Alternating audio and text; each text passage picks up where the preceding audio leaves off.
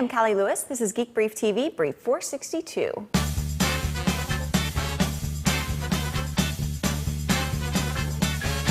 I've been hearing about how amazing Boxee is on Apple TV for weeks and weeks. We wanted to give it a try, but we didn't unpack our Apple TVs after our last move. Trying it meant that I'd have to find where I put it. That was enough to inspire procrastination, and then yesterday on Gizmodo, John Mahoney published a step-by-step guide called How to Max Out Apple TV's Potential with Boxee.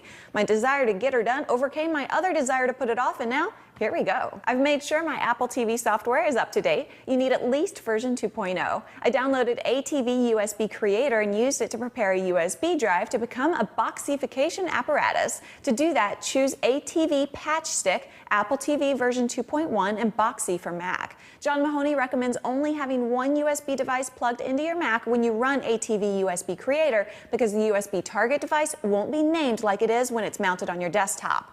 ATV USB Creator is going to wipe the drive, so you want to make sure you're dealing with the drive you want to use.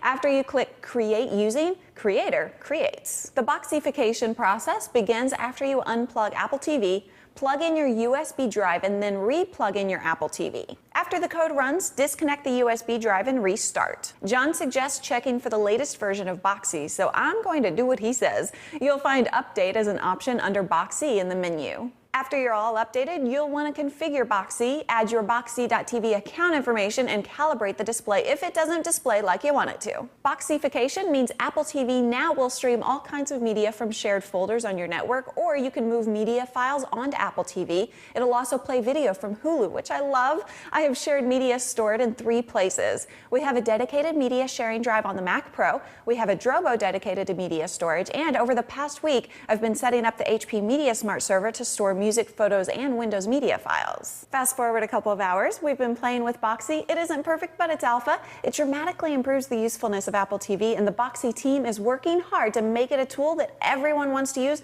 with or without an Apple TV. I have an invitation link in the show notes for Brief 462 at www.geekbrief.tv. There's also a link to John Mahoney's article on Gizmodo. This was an overview. There is much more detail in his piece, so if you're going to give it a go, follow John's step-by-step instructions. That's it for now. Thanks to the HP MediaSmart server for sponsoring this episode. The MediaSmart server has its own fan site at MediaSmartServer.net. It has stories, tips, photos, and all the ways MediaSmart server owners are using their servers to improve their digital lives. Now someone can add using it to stream media to Apple TV to the list. I'm Callie Lewis. Thanks for watching.